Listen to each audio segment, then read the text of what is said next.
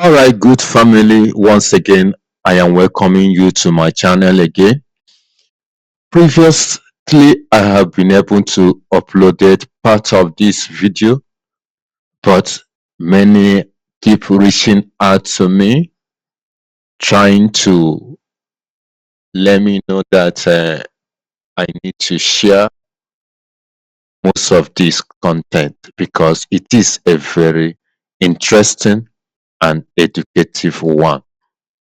If you are just joining me on the second podcast of this contest, please do know that I have previously uploaded part of it.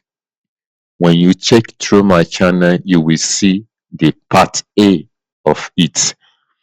Also, if you would like to get to know the fully details, I am also dropping the link of the original video for you to also use to get to know all about this wonderful topic. Come across this wonderful podcast.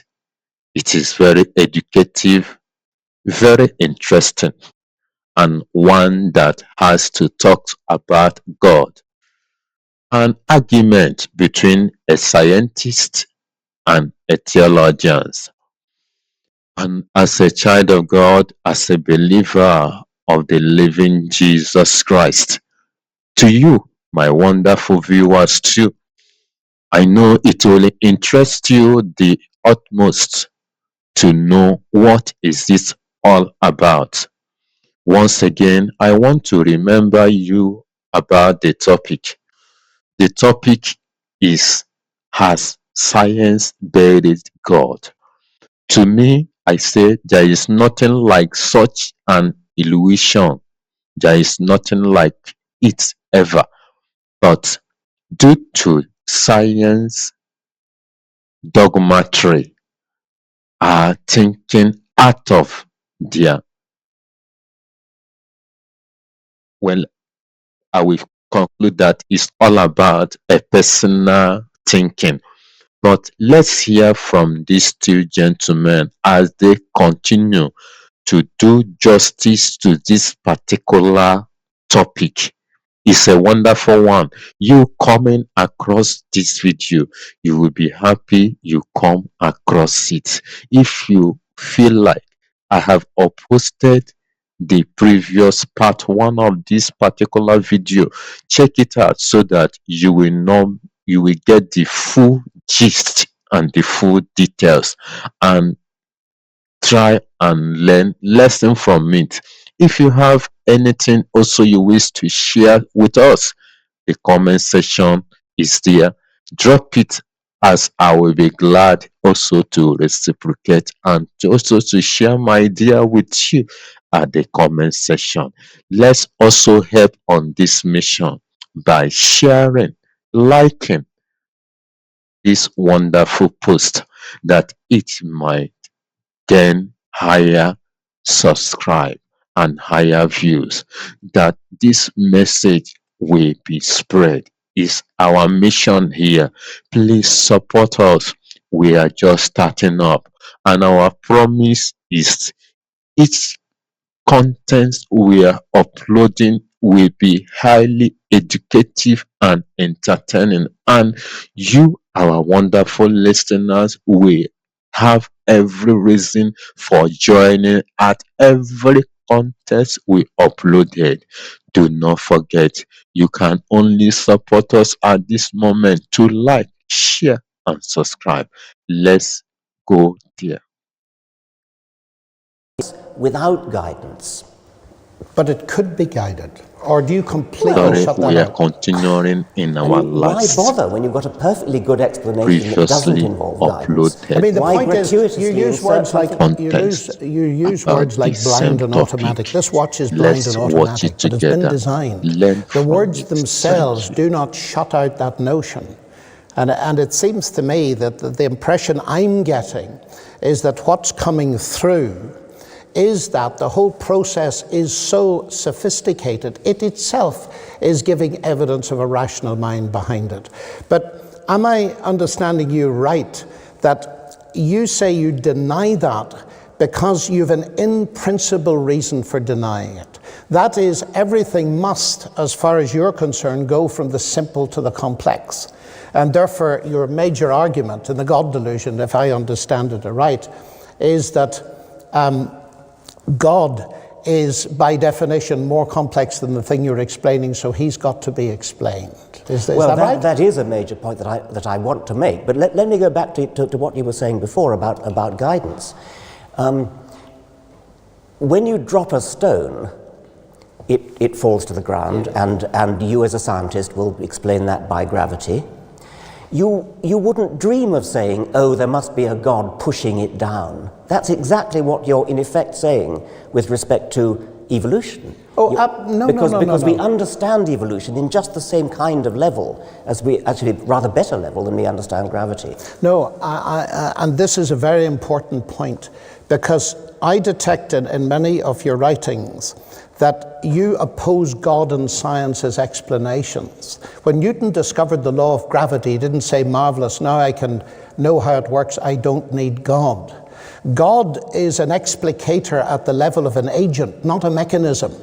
So that we can study mechanisms in biology, the more sophisticated they are, the more that might well point towards an agent.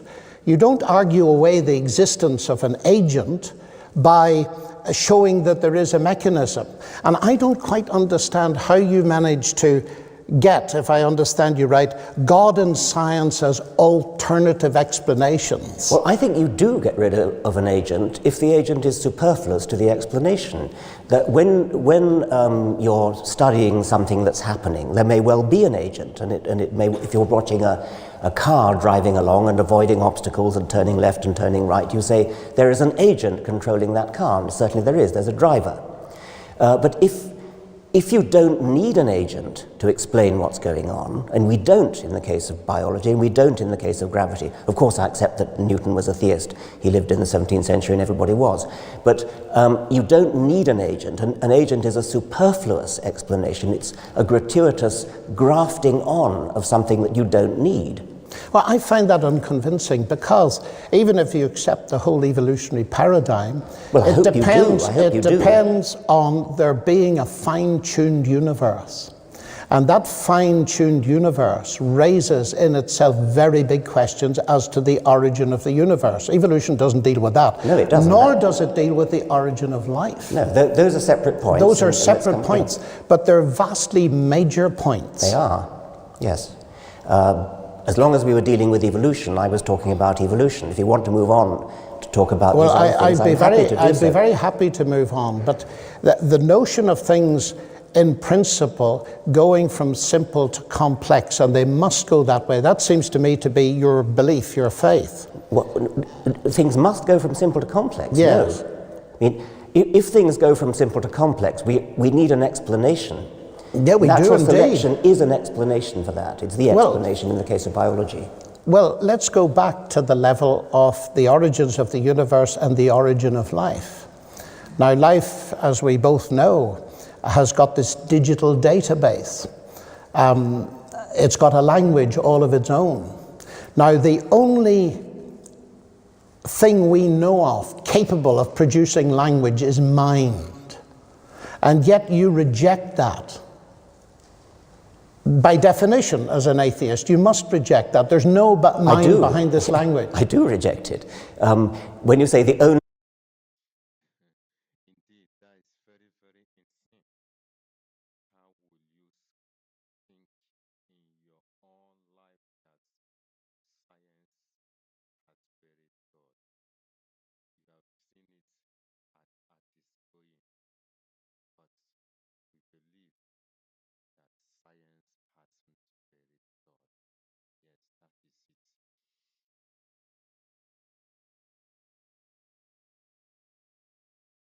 only thing we know that can produce language is mind. I mean, we know that what produces human language is mind. Of course we do, because that's human language. But DNA is not human language. Yeah, but DNA it's very sophisticated. It is very sophisticated, but it doesn't follow that it has to be generated by mind. But we know of no other conceivable way of it being generated. You see, because it seems to me from the mathematical point of view, I think you said this somewhere in a different context, junk in, junk out. Here we have this phenomenally sophisticated information processor, which is the cell. Am I really to believe that that information processing capacity simply came about by the laws of nature and random processes without a mind? Yes. Well, absolutely. I find that impossible to believe as a mathematician. I know you do.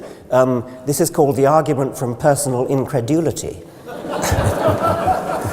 But I could just reverse that and says your position is the argument from personal credulity. No, that rationality comes from irrationality, that mind comes from matter. To me, the biblical explanation in the beginning was the word, the logos. That makes perfect sense. And it makes sense of the fact that we can do science itself. But you haven't explained where the logos came from in the first place. Well, of course not, because the logos didn't come from anywhere. Well then, in what sense is it an explanation? Because the notion that you say you have to ask who created the logos, that says that you're thinking of a created God.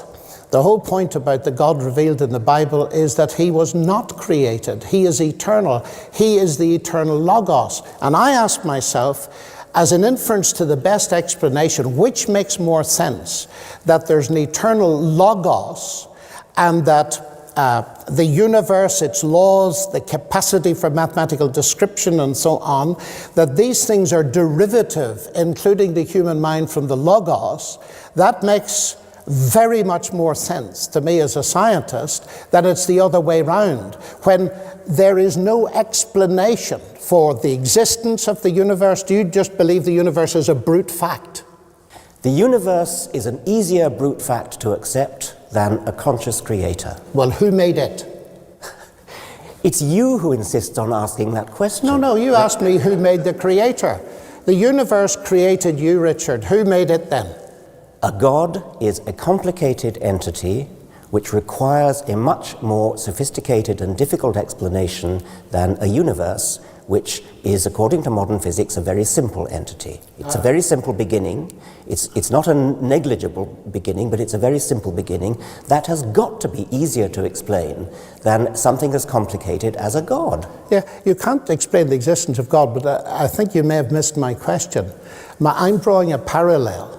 You see, you say that it's, at least, don't let me put words in your mouth, of course, because that would be unfair, but I'm getting the message that it's ridiculous for me to believe in a God who created the universe and me, because I have to ask who created God. All I'm doing is turning that question round and saying, the universe, you admit, created you because there's nothing else. Well, then who created it? I understand you perfectly. I'm making we both of us are faced with the problem of saying, how did things start? Yes. I'm saying it's a hell of a lot easier to start with something simple than to start with something complex. That's what complex means. But I don't think so. If I pick up a book called The God Delusion, it's a pretty sophisticated book. It's got lots of words in it.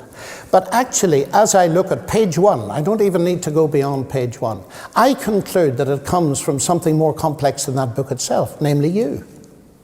Yes, I mean, obviously complex things exist and brains exist. Well, and why can I not look at the universe, the whole show, which includes Dawkins and Lennox? I'll tell you why. Because my brain that produced a book has an explanation in its own right. That explanation is evolution. We go back and back and back to the origin of the universe. That provides an explanation for complex brains, and complex brains produce books and museums and cars and computers. Of course we have complex things that produce other complex things, but science has an explanation for where complex brains come from in terms of simple beginnings. I don't think it has at all. At the level of the origin of life, reading the literature, even the recent literature, The word miracle comes up probably far too often for your liking anyway, that they're just going from, say, the self-organizational properties of low-level molecules that you got in some kind of primeval situation to the phenomenal self-organizational potentialities of macromolecules. There's just no way you can get there. Well, you're asserting that there's no way. We don't yet know what it is because there's a lot of work yet to be done. Science doesn't yet know everything. There are still gaps. Yeah, but I'm not ruling out the fact that there's a physical side to it and so on. But it seems to me that the fact that the basic description of this ancient language, and it's a very ancient language of DNA. Believe me, you will get to know that it's getting more tougher. This topic at hand is not something to be joked with, to be jeopardized with. It's an interesting one. I will so much like you to check on the comment section to get the link for the full gist. And do not forget, our standpoint on this topic still remains sacrosanct. God can always remain God, will always remain God, and science will always remain science. God is the originator, the creator, the author, and the finisher of everything on earth, both beneath the earth and underneath the earth. That's our stand. And again, the topic, can science bury God, or has science bury God? To me, it's an illusion, a delusion that cannot be compared to the living God.